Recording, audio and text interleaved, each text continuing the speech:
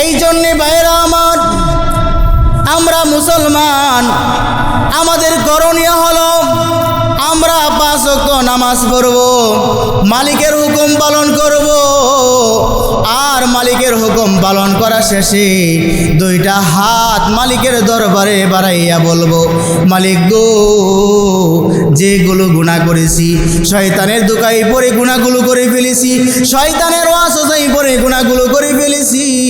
আল্লাহ, তোমার সাথে রাগ করে জিদ করে গুনাহ করি নাই। আল্লাহ, দয়া করে মায়া করে আমার জীবনের গুনাহগুলো তুমি মাফ করে দাও।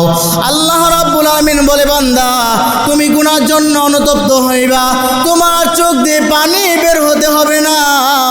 তোমার চোখ দিয়ে যদি মাছির মাথার পরিমাণও যদি পানি বের হয় গো, ওই পানি কি উসিলা কইরা মানুষ এবং জিন জাতিকে বানানোর উদ্দেশ্য হলো তারা আমার ইবাদত করবে। তারা কি করবে? আমার ইবাদত বন্দেগী করবে। আল্লাহ রাব্বুল আলামিন কুরআনুল কারীমের মধ্যে বলেছেন,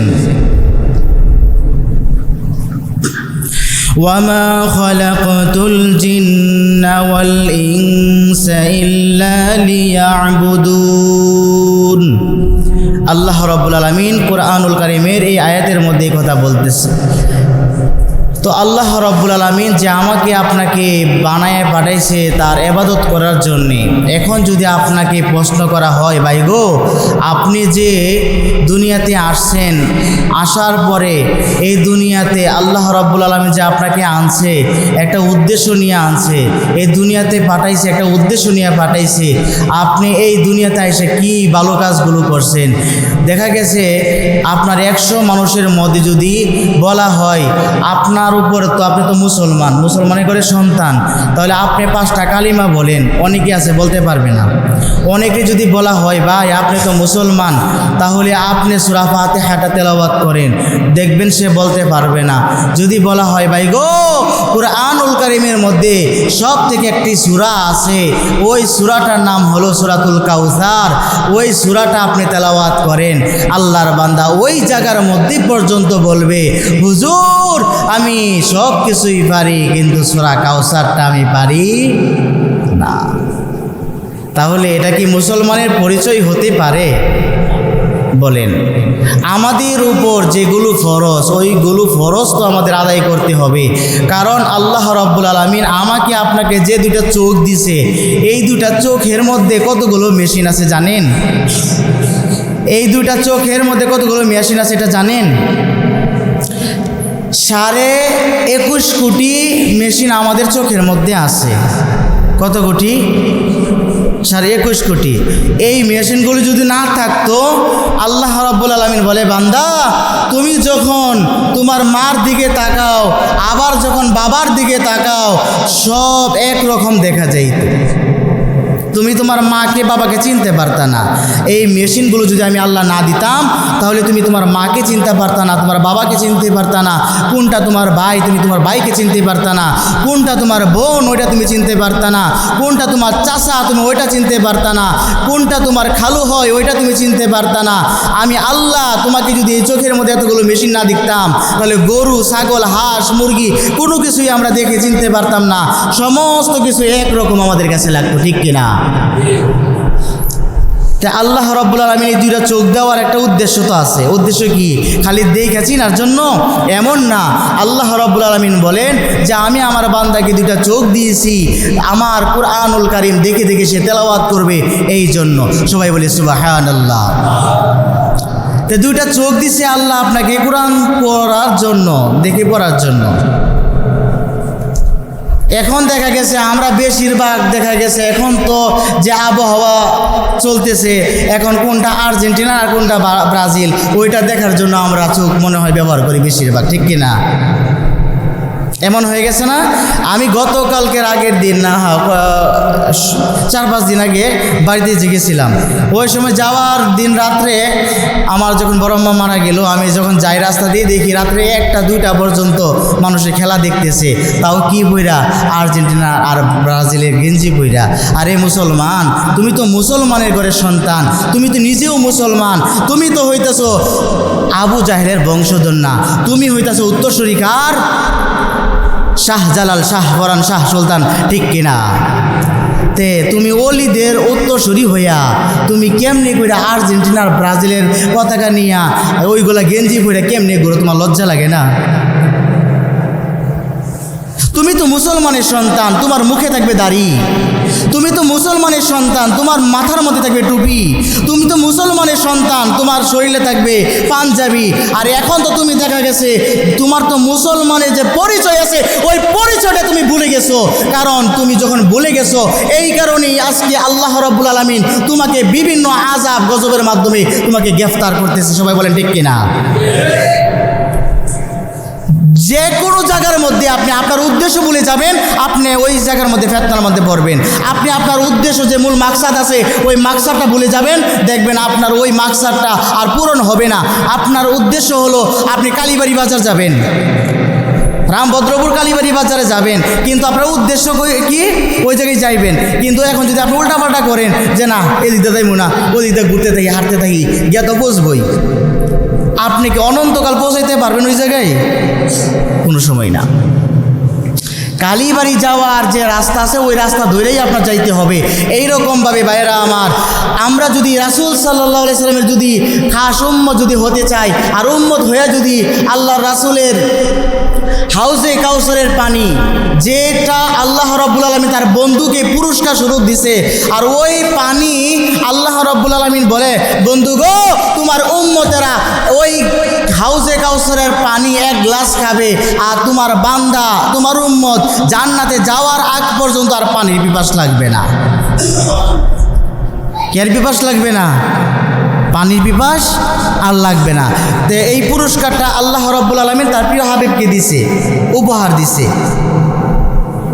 যেন আমাদের কষ্ট না হয়। তা আমরা আখিরি নবীর উম্মত, এমন এক নবীর উম্মত যে নবীর কাছে হাউজে কাউসারে পানি আছে, যে নবীজি সুপারিশ করলে সাথে সাথে জান্নাত। তাহলে ওই নবীর সুন্নত মাইনা না মাইনা যে নাকি যে মুসলমান ওই ব্রাজিলের আর আর্জেন্টিনারের পোশাক নিয়ে জমি বিক্রি কইরা তারপর পোশাক বানায় পরে রাস্তাঘাটে ঘুরে, ওই মুসলমান কি কোনোদিন জান্নাতে যেতে পারবো? আপনার মনে হয় হাউজে কাউসারে পানি পাইব? কোনো দিন সম্ভব না, কোনো দিনই সম্ভব না। আপনি যদি এটা ভাবেন যে আমি আর্জেন্টিনা ব্রাজিল যাই করি না কেন আমি ঠিকই মুসলমান, আমি অবশ্যই জান্নাতে যাব। হ্যাঁ কথা সত্য, আপনি একদিন জান্নাতে যাবেন ঠিকই, কিন্তু আপনি যে পাপগুলো করতেছেন এই প্রত্যেকটা পাপের কারণে আপনার শাস্তি বুক করে তারপরে যাইতে হবে, ঠিক কিনা? এই কারণে ভাইরা আমার,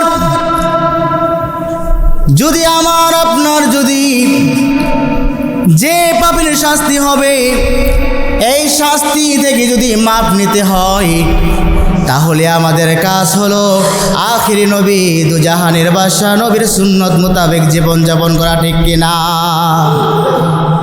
আল্লাহ রাব্বুল আলামিন বলে বান্দা ফজর থেকে মাগরিব পর্যন্ত তুমি গুনাহ করেছো, সারাদিন ভর গুনাহ করেছো, কিন্তু গুনাহ করার পর যখন আবার বিছানায় যাইবা, যাওয়ার পর যখন নাকি গুনার জন্য অনুতপ্ত হইয়া দুইটা চোখের পানি ফালাইয়া কাঁদবার বলবা মালিক গো আমি অনেক গুনাহগুলো করে ফেলেছি, আল্লাহ আমার মাথার তালু থেকে পায়ের তালু পর্যন্ত গুনায় জর্জরিত হয়ে গেছে, আল্লাহ গো দয়া করে মায়া করে আমার গুনাহগুলো তুমি মাফ করে দাও। আপনি যদি খাস তওবা করেন আল্লাহ রাব্বুল আলামিন আপনাকে সাথে সাথে মাফ করে দিবে। সবাই বলি সুবহানাল্লাহ। আর যদি আমরা গুনার জন্য অনুতপ্ত না হয়ে যদি আর গুনাহ যদি করতেই থাকি রে ভাই, এক পর্যায়ে যদি মৃত্যুবরণ করি, আর মৃত্যুবরণ করার পর আমার ঠিকানা আর জান্নাত হবে না, আমার ঠিকানা আপনার ঠিকানা হয়ে যাবে জাহান্নাম, ঠিক কিনা? এই জন্য মুসলমান, এই জন্য একটা কথা মনে রাখবা, ওই কথা হলো আর্জেন্টিনারের পোশাক তোমাকে জান্নাতে নিতে পারবে না, ব্রাজিলের পোশাক তোমাকে জান্নাতে নিতে পারবে না, তোমাকে জান্নাতে নিতে পারবে আমার রাসূলের সুন্নাত, ঠিক কিনা? আর যে আল্লাহর বান্দা রাসূলের সুন্নাত চাইরা আল্লাহ রাব্বুল আলামিনের হুকুম চাইরা জান্নাতে যাওয়ার জন্য সে বসে থাকবে, তার দিনের বেলা আমরা অনেক সময় বলি স্বপ্নে দেখার মতো, ঠিক কিনা? দিনে যে স্বপ্ন দেখে না মানুষে, অনেক জায়গার মধ্যে দেখেন না, ওই রকম হয়ে যায় বোগা। দিনের মধ্যে স্বপ্ন দেখতেছি আর কি, দিনের স্বপ্ন বাস্তবায়ন নাও হইতে পারে, নাকি বলেন? এই জন্যে ভাইয়েরা আমার, আমরা মুসলমান, আমাদের করণীয় হলো আমরা 5 ওয়াক্ত নামাজ পড়ব, মালিকের হুকুম পালন করব, আর মালিকের হুকুম পালন করা শেষে 2টা হাত মালিকের দরবারে বাড়াইয়া বলবো, মালিক গো, যেগুলো গুনাহ করেছি, শয়তানের দোকাই পরে গুনাহগুলো করে ফেলেছি, শয়তানের ওয়াসওয়াসায় পরে গুনাহগুলো করে ফেলেছি। আল্লাহ তোমার সাথে রাগ করে জিদ করে গুনাহ করি নাই। আল্লাহ দয়া করে মায়া করে আমার জীবনের গুনাহগুলো তুমি মাফ করে দাও। আল্লাহ রাব্বুল আলামিন বলে, বান্দা তুমি গুনার জন্য অনুতপ্ত হইবা, তোমার চোখ দিয়ে পানি বের হতে হবে না। তোমার চোখ দিয়ে যদি মাছির মাথার পরিমাণও যদি পানি বের হয় গো, ওই পানি কি উসিলা কইরা আমি আল্লাহ তোমার জীবনের গুনাহগুলো মাফ করে দিব। আরো জোরে বলেন সুবহানাল্লাহ। ভাইয়েরা আমার, বন্ধুরা আমার, এই দুনিয়ার মধ্যে চিরকাল থাকতে পারবো না। এই দুনিয়াটা আমাদের জন্য ক্ষণস্থায়ী জায়গা, এই দুনিয়াটা আমাদের জন্য চিরস্থায়ী না। এই জায়গার মধ্যে আমার বাবা বসবাস করত, আমার মা বসবাস করত, আগে আমার বাবার বাবা বসবাস করত, আমার দাদার বাবাও বসবাস করত, আমার দাদার বাবাও বসবাস করত, আমার বড় আব্বার বাবাও বসবাস করত, ঠিক কিনা? তারা কোথায় চলে গেছে? হ্যাঁ মুসলমান, তোমার বাবা কোথায়? তোমার বাবার আর কোনো খবর নাই, তোমার বাবার বাবারও কোনো খবর নাই, তোমার দাদার বাবারও কোনো খবর নাই, তোমার বড় বাবার বাবারও কোনো খবর নাই। এই দুনিয়ার মধ্যে আসার সিরিয়াল আছে, যাওয়ার কোনো সিরিয়াল নাই গো। এই দুনিয়ার মধ্যে একবার আসা যায়, আর এই দুনিয়ার মধ্যে আর দ্বিতীয়বার আসা যায় না। এই দুনিয়াটা হলো পরীক্ষার হল স্বরূপ। বন্ধুরে আমার, এই দুনিয়ার মধ্যে যদি একবার যদি আল্লাহ বলে ডাক দাও, আল্লাহ রাব্বুল আলামিন বলে, বান্দারে ইয়া লাব্বাইকা ইয়া লাব্বাইক, হে আমার প্রাণ প্রিয় বান্দা, কেন ডাক দিতেছো, কেন ডাক দিতেছো, কি প্রয়োজন? আল্লাহ রাব্বুল আলামিন বান্দার ডাকে সাড়া দেয়া বলে, ইয়া লাব্বাইকা ইয়া লাব্বাইক, হে আমার প্রাণ প্রিয় বান্দা, কেন ডাক দিয়েছো, কি প্রয়োজন তুমি একবার বলো। আল্লাহ রাব্বুল আলামিনকে ডাক দিয়ে কথা বললে আল্লাহ রাব্বুল আলামিন সাথে সাথে সাড়া দিয়ে বলে, বান্দা কি প্রয়োজন? আর বন্ধুর কাছে একবার চাইবা, 2বার চাইবা, 3বারের মাথায় তোমার বন্ধু বলবে, ওই দুশমন, তুই আমার শত্রু, তুই খালি বারবার কেন আমার কাছে চাস? আমি তোকে আর দিতে পারবো না। সবাই বলেন ঠিক কিনা? আর আমার আল্লাহ বলে, বান্দারে তুমি 1বার না, 2বার না, 3বার না, 4বার না, যদি 1000বারও যদি আমার কাছে চাও, আমি একবারও রাগান্বিত হব না। সবাই বলেন সুবহানাল্লাহ। আরো আসতে বলেন সুবহানাল্লাহ। বাড়ি থাকা খাবার খায়া তারপরে এসে বলেন সুবহানাল্লাহ। অনেক সময় দেখা যায় এই যে এখানে বসে থাকি, দোকানটা কত দূরে, ঠিক না? কত দূরে না? 2জন লোক বসে থাকে। কয়জন? মাত্র 2জন লোক। এই 2জন লোকের আওয়াজে মাঠে থাকা যায় না। আর মসজিদে এতগুলো লোক, তাহলে আমার তো মনে হয় এতগুলো লোকে যদি আওয়াজ দিত, তাহলে এই এলাকার মানুষ থাকতে পারতো না, ঠিক কিনা? কারা থাকতে পারতো না? আরে মানুষ রূপী শয়তান যেগুলা, যখন আমরা বলবো সুবহানাল্লাহ, যখন বলবো আলহামদুলিল্লাহ, যখন বলবো লা ইলাহা ইল্লাল্লাহ, যখন বলবো আল্লাহু আকবার, বলার সাথে সাথে শয়তান যত আছে আশপাশে সব দিব মামুর বাড়িতে দৌড়, ঠিক কিনা? মামুর বাড়িতে যাইব গা, ঠিক কিনা? আর যদি দেখা গেছে বিলাইয়ের মতো মেও মেও করেন, তাহলে মামুর বাড়িতে যাবো কি গাড়ি আরে সাইড পেরে বলবো, তুই যে নামাজ পড়তেছ, তোর শরীর তো ব্যথা করতেছে, মাথা না চুলকাইতেছে, ওখানে কামড়াইতেছে, শরীরে অ্যালার্জি, শরীর চুলকাইতেছে, দেখবেন কত ধরনের বাহানা, ঠিক কিনা? হ্যাঁ, এই কারণে শয়তানকে দূরে সরাইতে হলে কি পড়তে হইব? মাঝে মধ্যে পড়তে হবে আউযু বিল্লাহি মিনাশ শাইতানির রাজিম, পড়তে হবে কি লা হাওলা ওয়ালা কুওয়াতা ইল্লা বিল্লাহ। মনে থাকবে তো ইনশাআল্লাহ? ভাইয়েরা আমার, যুবক ভাইয়েরা, তোমাদেরকে একটা কথা বলি, এই সমাজের মধ্যে তোমরা বসবাস করো, কিন্তু একদিন এই সমাজের মধ্যে বসবাস করতে পারবা না, এই জমিটার মধ্যে সারা জীবন থাকতে পারবা না, তোমার বাড়ির মধ্যে তুমি থাকতে পারবা না, অথচ এই বাড়ি নিয়ে বাহাদুরি করো, এই সম্পদ নিয়ে বাহাদুরি করো, এই সম্পদের জন্য ভাইকে মারো, এই সম্পদের জন্য তুমি তোমার মাকে পর্যন্ত মারো। তোমার মাকে মারার কারণে হাদিস শরীফের মধ্যে আসছে, সন্তান মায়ের উপর হাত তুলতে দেরি, ওই সন্তানের জন্য জান্নাতটা হারাম হইতে দেরি হয় না, ঠিক কিনা? আচ্ছা, কোনো মা কি চার সন্তানটা বা খারাপ করে তরকারি ভাত করে খাওয়াইতে? আজকা পুরুষ যারা আছেন বাবাজি, আপনাদেরকে বলি, আপনার বিবি কি চাইব কোনো দিন আপনার তরকারির মধ্যে লবণ বেশি দেখা হইতে, জাল বেশি দেখা হইতে? কখনোই কোনো মা এইটা চায় না তার সন্তান লবণাক্ত খাবার খাক, তার সন্তান জাল জাতীয় খাবার খাক, কোনো মা চায় না তার সন্তান খাবার খাইতে পারুক না, এটা চায় না। প্রত্যেকটা মা চায় আমার সন্তানটা পেট ভরে ভরপুর খাবার খাক, ঠিক কিনা? আরে যুবক ভাই, তোমার মার সাথে খারাপ ব্যবহার করবা, একটা জিনিস মনে রাখবা, তোমার মার সাথে খারাপ ব্যবহার করতে দেরি হবে, আমার মালিকের তরফ থেকে তোমার জন্য জাহান্নাম বরাদ্দ হতে দেরি হবে না। এই জন্যে বলি ভাই রে, তোমার মারকে কষ্ট দিও না, মা বাবার মনে কষ্ট দিও না, মার খেদমত করো, বাবার খেদমত করো।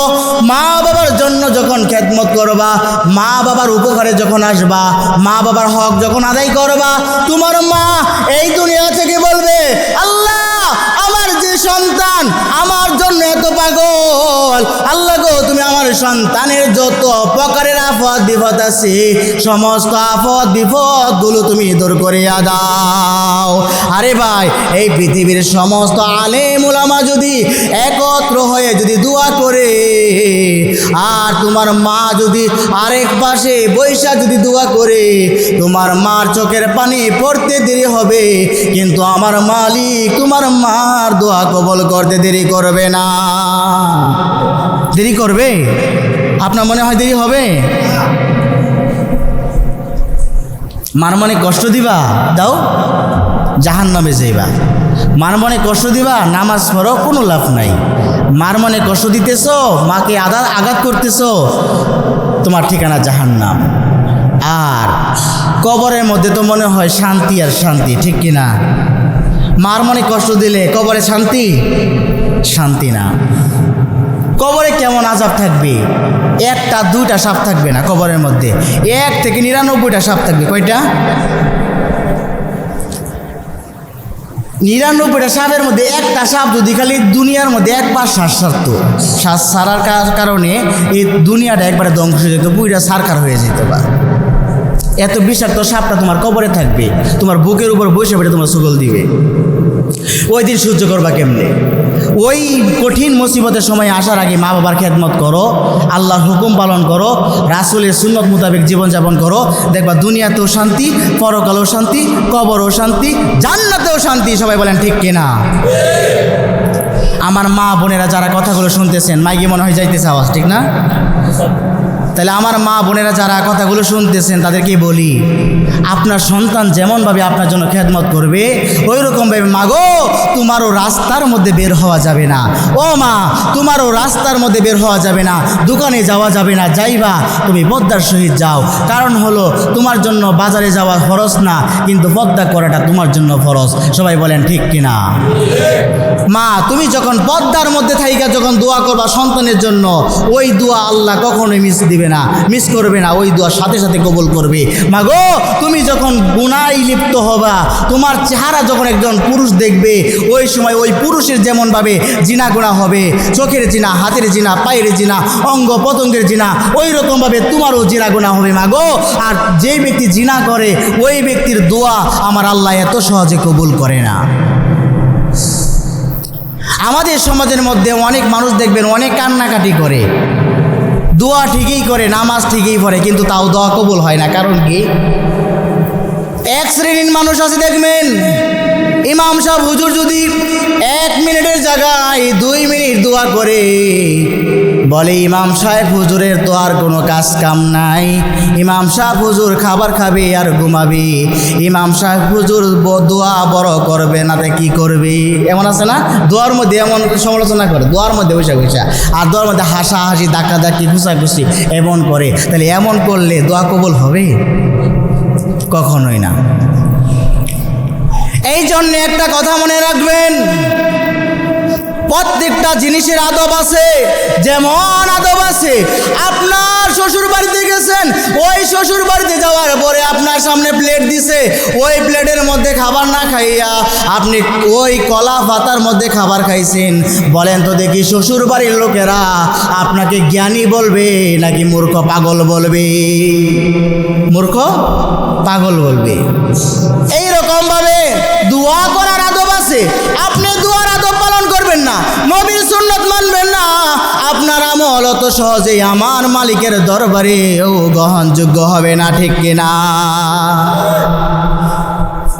হাদিস শরীফের মধ্যে আছে, আল্লাহর বান্দা যখন ফরজ নামাজ পড়ে, আর ফরজ নামাজের পর যখন আল্লাহর বান্দা 2 রাকাত, 4 রাকাত, 6 রাকাত, 8 রাকাত আল্লাহর বান্দা নফল ইবাদত করে, আল্লাহ রাব্বুল আলামিন এই নফলের মাধ্যমে আল্লাহর বান্দার ফরজের মধ্যে যে ত্রুটি আছে, ওই ত্রুটিগুলো আমার আল্লাহ পূরণ করে দেয়। কিন্তু তারপরও মানুষ নফল পড়ো তো দূরে কথা, সুন্নতেই পড়ে না। গেছে জুমার আগে জুমাই বলছি, তার উপরে দেখা যায় বাবার এবার সিরিয়াল কারে ধাক্কাধাক্কির কারণে দোয়াই করা যায় না। আছে না? হ্যাঁ যুবকরা, তোমাদের কি বলতেছি, এই দক্ষিণ মানিকপুরের যারা এখানে আছেন, আশপাশে তো আর কেউ আসেন নাই, এই দক্ষিণ মানিকপুরেরই আপনারা এখানে, তা আপনারা যারা আছেন এখানে, আপনার বাবা আছে, আপনার চাচা আছে, আপনার ভাই আছে, আপনার দাদা আছে, তা আপনারা সবাই একত্র হয়ে দোয়া করবেন। এটা চান না আপনার বাবা মারা গেছে, বাবার জন্য দোয়া করবেন, এটা চান না, তাহলে আপনি তো কুলাঙ্গার সন্তান, আপনি তো ভালো সন্তান না, নেককার সন্তান না। নেককার সন্তানকে যে নাকি নামাজ পড়ে, বাবা মার জন্য দোয়া করে, ঠিক কিনা? কথা কি রাগ করলেন? আমি কি ভুল বলছি? যদি কোনো সন্তান যদি নেককার হয়, বলতে পারেন হুজুর দোয়া করে কি ফরজ? আমি দোয়া করা ফরজ বলতেছি না, দোয়া করা ফরজ বলতেছি না, কিন্তু আপনি যখন আপনার বাবা নেককার সন্তান হইলে তো এটা উদাহরণে বোঝা যায় আর কি, তা আপনার চালচলনে বোঝা যায়। কেমন? একটা লোক দাড়ি রাখে নাই কোনো দিন, দাড়ি রাখে না, দাড়ি কাটা কাটা বেড়া, ওই লোকেরা জিজ্ঞাসা করতেছে, ভাই তুমি তো অনেক বড় আল্লাহওয়ালা মানুষ, ঠিক কিনা? অনেক কথা জিজ্ঞানি, মানে হ্যাঁ পাগল না?